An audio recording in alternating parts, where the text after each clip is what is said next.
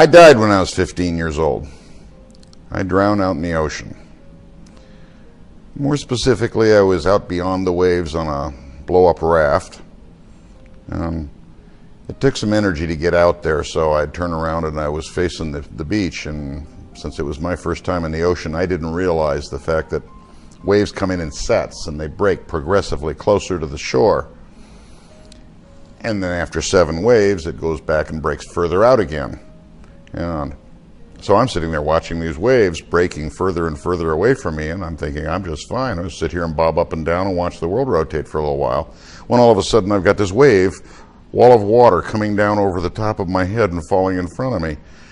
And it hadn't broken yet, so it didn't make any noise. I had no forewarning that there was going to be any kind of water involved coming down on top of my head. Didn't have a chance to catch a breath of air, hold my breath, nothing. Just suddenly found myself underwater, opened my eyes, and saw nothing but sand swirling everywhere. Had no sense of up and down, couldn't see anything. I wouldn't have known which way was up, except for the fact that I wound up landing face first in the bottom of the ocean. And when my face hit the sand on the bottom of the ocean, then I knew which way is up. So I turned around, pushed off the bottom, and bolted for the surface. And mind you, I hadn't had a big breath of air to hold me to, I broke surface and caught a breath of air only to see another wall of water come down on top of me again. Got pushed right straight back down to the bottom again. It didn't take too many of these trips, and I was pretty worn out and starting to get extremely panicked, which of course depletes your oxygen and you don't have enough of, and that whole thing kind of spirals. I'm not sure how many times I went down, but I do know that I went down one time finally and said, I don't have the energy that it takes to swim to the surface again. If I don't get to the surface this time and get air and stay on the surface, I can't do this again. I don't have enough energy left. And I broke surface and got some air, and sure enough, saw the wall of water starting to come down over my head once again, and at that point, it was as if things went into slow motion. Probably the most accurate way to put it was that my mind raced, because it seemed like time slowed down.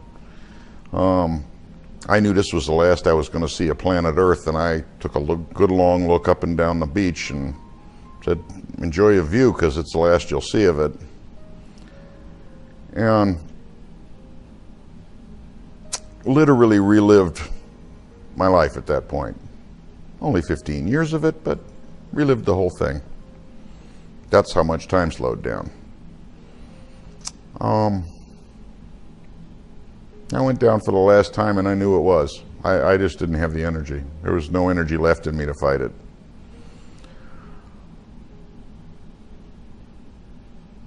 And at that point, this incredible, profound sense of peace overcame me. Somehow I had this sense that I was going to be okay. No harm was going to come to me.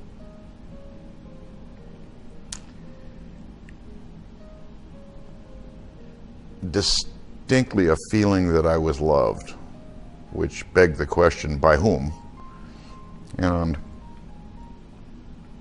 at that point in my life, I was a profound agnostic. I just couldn't tell you if there was a God or not. As far as I was concerned, I didn't have enough information. So it wasn't like I carried with me this belief in God, that God was going to make everything okay. Which makes it all the more interesting that I had this sense of profound peace and the feeling of being loved, because it begged the question, by whom? Well,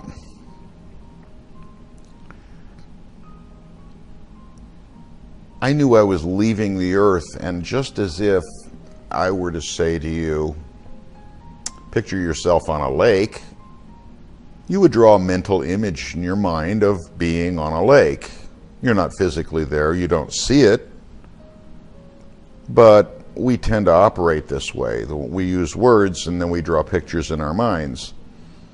If I say the word tree to you, you bring to mind a picture of a tree, and that tree is probably one of, or a composite of, every tree you've ever seen. Well, just like that, I pictured myself leaving the Earth, and I pictured myself out in space looking at the Earth from not a considerable distance, but, you know, there's the Earth right in front of me. And what was so strange about looking at the Earth like that was that at that moment, you could have asked me any given moment in my life, because I just relived it, but you could have asked me any given moment in any person's life on that planet, and I could have told you. All of that information was right there. It was available. Not just any person living there now, any person that had ever lived there or ever would live there. All that information is all available. It's right there. And what kept going through my mind at this point was, oh, of course. I was, if you will, remembering what I had forgotten very intentionally in order to be on this planet, which is what we all do. In point of fact, I don't think that this planet exists. It's a figment of our imagination, if you will, and we have a very good imagination. We're incredibly creative beings. But whether or not it's for real doesn't really matter. The truth of the matter is that we know things when we're not here that we choose to forget while we are here. I make the analogy because I think it works so well. It's like when you're sitting in a chair reading a book that's a really good book that you're really involved in. Somebody could walk in the room and talk to you and you don't know they're there. Your focus of attention is not on the book, the story in the book. And you can get so preoccupied with that, you lose track of everything around you. You just tune all of that out and you focus on one thing.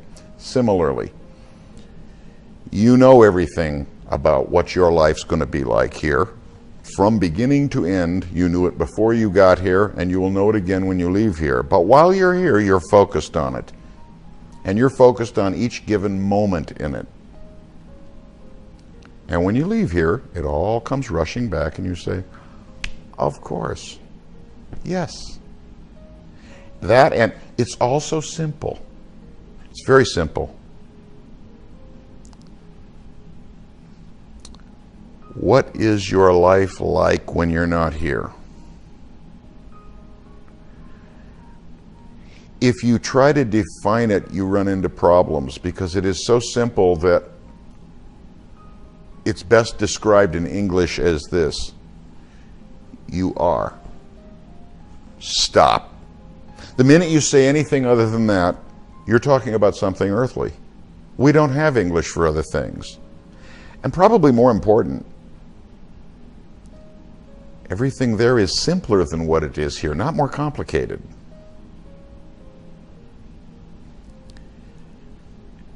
At that moment, I no longer had any awareness of any of my senses. I didn't have a body. I didn't see anything. I could picture the earth in my mind, but I didn't see the earth. I didn't see blackness. That's seeing something. I saw nothing. There was no sight. There was no touch. There was no taste. There was no smell. There was no feel. Didn't have any of those senses at all. And yet, my brain was functioning, my mind was functioning. That which occupies my brain was functioning. And certainly you could still think in English, although English became quite irrelevant at that point because it didn't describe anything of what was going on. And of course, foremost on your mind is that all of your senses have just been cut off. Well, not quite all of your senses. Your sixth sense is still working very well. I say still working because your sixth sense is working while you're here. It's one of the things that you choose to ignore to be here. You choose to because it makes the experience of being here have more depth, more intensity, if you will. It takes on a more realistic look to it. If your psychic sense is working, if you're still picking up on what everyone else is thinking, including yourself, and what goes on outside this planet, you're not as focused on the book. So people have often asked me, how do you become psychic? And I just have to laugh. No, you don't become psychic. You are psychic. You forget that you're psychic.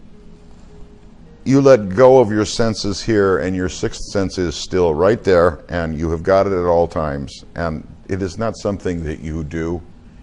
It's that you stop doing this. So people look to try to figure things out psychically, and they think there's some effort you have to make. No, you stop making an effort. It's the exact opposite of what you would expect. You stop thinking about focusing here. You stop thinking about your sensory input here. You stop thinking about a whole frame of reference of being here. Meditation is wonderful for this. It centers you, if you will, in source. You let go. Basically, people, when they tell you to meditate, they'll say, you just sit in one place, close your eyes, try and just ignore all sensory input and say, I am. Excellent. That is source. Very definitely. And don't be too terribly disappointed if you find that you cannot turn on the psychic charms and become the world's renowned psychic overnight, because you lose a lot of depth of what's going on here if you choose to do that.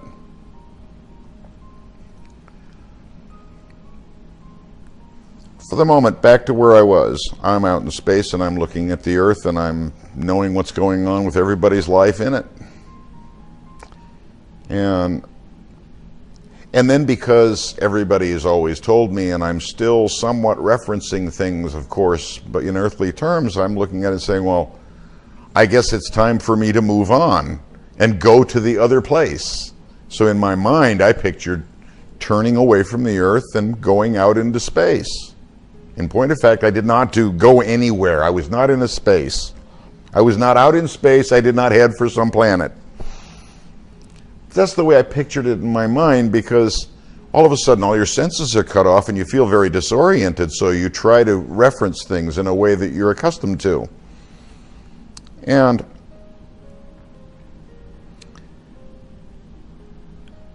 of course you're wondering, where am I going next? I don't have a direction. I don't know that I'm in space. I don't know where I would travel to if I was. So where is it I'm going? And at this point, the expression, the white light in the tunnel, plays in. Now, mind you, you don't have any senses. You don't see anything. You don't hear anything. You don't smell anything. You don't have any space and time. Nothing exists as far as that goes. For you to go through a tunnel is patently absurd. But how else do you describe what is a psychological tunnel? Very definitely. Because all of your inputs just gotten cut off. Not all of it. I sensed that I was loved. I sensed that I would be fine. Where is that coming from, and how do I go to that? And of course, when you first start thinking about that, it's an idea. It's a feeling and an idea that has no space and time, no location, but you want to go to it. Well, initially, that's a very small thing, if you will. And yet, as you try to turn your focus on it, and I don't mean your visual focus, but you focus your mind on that and wanting to go there, it becomes bigger. And so it's as if it is a little ray of light off in the distance with dark all around it, which could easily be described as a tunnel. But it is a psychological tunnel. And it is a tunnel. Your input just all got cut off except one little bit of input. And it's very profound, but it's relatively small. It somehow seems distant. although it seems to be getting closer. Because with all your other input cut off, you focus on it more. It's the only thing you have left to focus upon. And so you, if you will, move through the tunnel and towards the light. And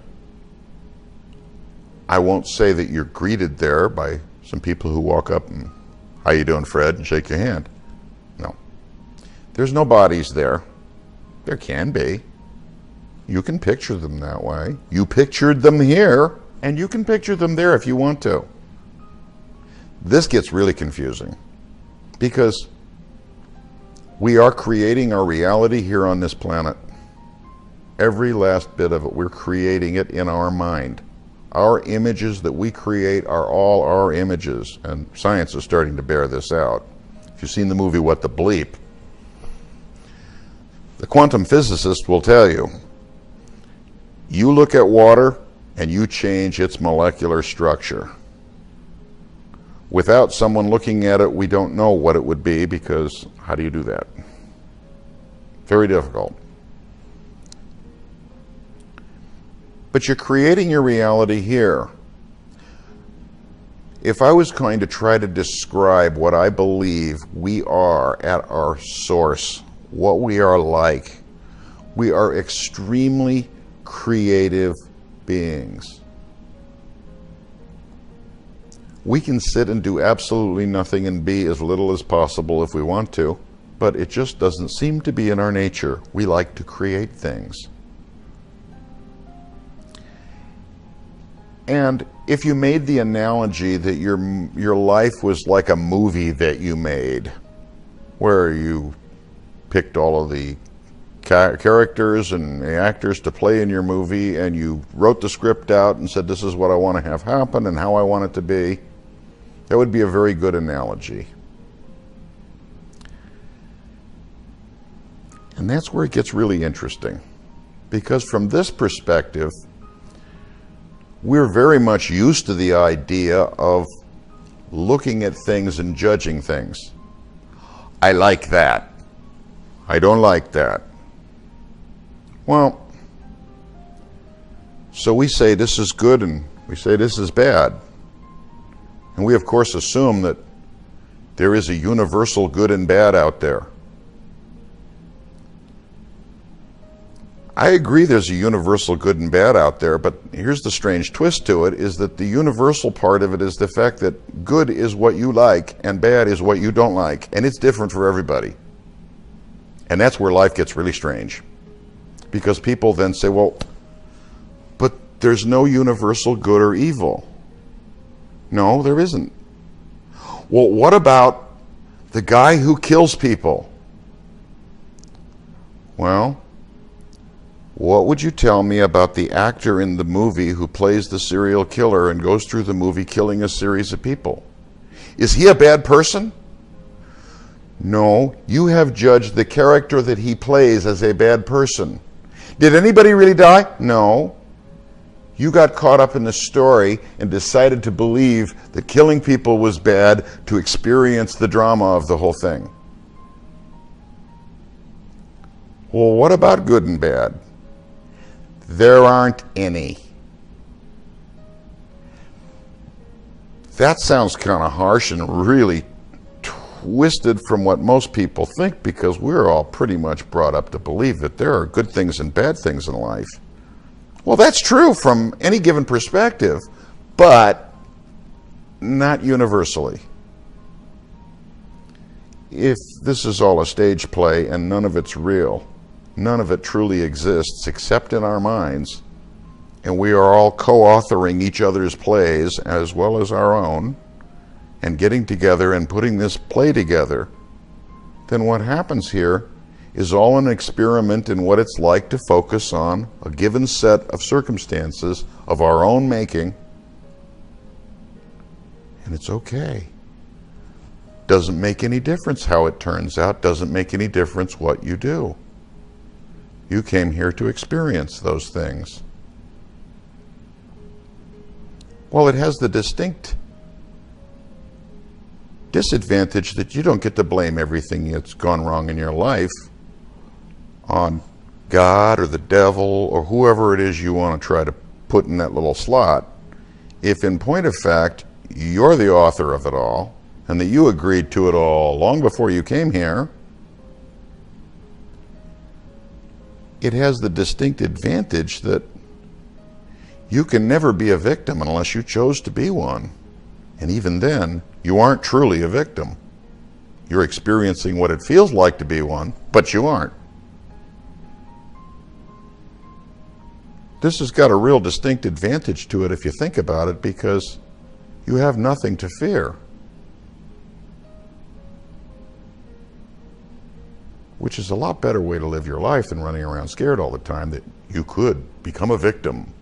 There are things out there that could happen to you that are beyond your control. Well, in the first place, what I experienced tells me that that's not the case. But just as a practical matter here, we both hope that that's not the case, because if it is, you could be a victim. And in my world, I can't be. Which world would you rather live in? As a practical matter, I'd rather live in my world. Now, these things were obvious to me when I was there. No, I didn't get met at the pearly gates. No, I wasn't in heaven. No, I wasn't in hell. No, I wasn't in purgatory. I was in a wonderful place. I felt completely loved. I was in touch with a vast array of other beings. I was part of it. They were part of me. We're all one. If I was going to try to address the question of whether or not there is a God, I would say to you that if there is a God, first off, what you're doing in your playtime on this playground, he doesn't care about any more than your mom worries about what it is you're doing on a playground if you're simply out there playing a game of ball and nobody's getting hurt and there's no problems. She didn't care about every little detail, and it doesn't make any difference whether you hit the ball directly into center field or off into left field. Doesn't matter. Similarly, if there's a God in the universe, I would describe it this way. It's like we're all branches and leaves on a tree, and God would be the root. And the tree don't worry too much about where the leaves are blowing. It's not his part of the deal. And so I'm on the other side, and I'm in this sea of beings. And all of a sudden I felt somebody grab my arm, which at this point threw me, because I didn't have an arm anymore, and I just kind of gotten used to the idea that I didn't. And I felt my body get tugged, which I didn't have. At least I didn't a moment ago. And the very first thing that I saw right after I felt that was my eyes open, looking at the beach, and I'm in a wave and being pushed towards the beach. And my arm has been released. I didn't feel my arm being held while I was seeing this side. So I felt somebody grab my arm while I'm on the other side, and the next thing I know, I'm opening my eyes and I'm in a wave and headed for the beach in a wave, and no one's got a hold of me. And I started swimming, and when I got to the beach, I didn't have the energy. I was just totally spent. I didn't have the energy to get up and walk up onto the beach. I kept swimming until my hands were hitting sand on the bottom of the ocean, and crawled up onto the beach and laid there in a heap for I don't know how long, probably 15, 20 minutes. And I've had many people ask me, so who pulled you out? I don't know. Well, was it someone in this world or on the other side? I don't know. More importantly, to me, within me, it doesn't matter. It makes no difference. It was my time to go, and then, no, it isn't your time to go, it's your time to go back. Okay, fine. If there was someone on this side, I cannot help but believe that they would have followed me to the beach and made sure I was all right. Especially, they would at least have watched to make sure I got to the beach all right. And when I crawled up onto the beach and laid there still for 15 minutes, I think they would have gone to check on me. I mean, if I'd have pulled somebody out, I would have. No, I don't know. I never checked the headlines the next day. It could be that the guy, somebody grabbed a hold of me and threw me towards the beach, and he proceeded to get caught in the cycle, and he went down and died, and he was in the next morning's headlines. Man dies, drowns in ocean. I don't know, but that would be about the only way that I could explain that somebody didn't follow me to the beach and say, "Are you okay?" Because it seemed to me if somebody saved you, they would have gone to check, and no one did.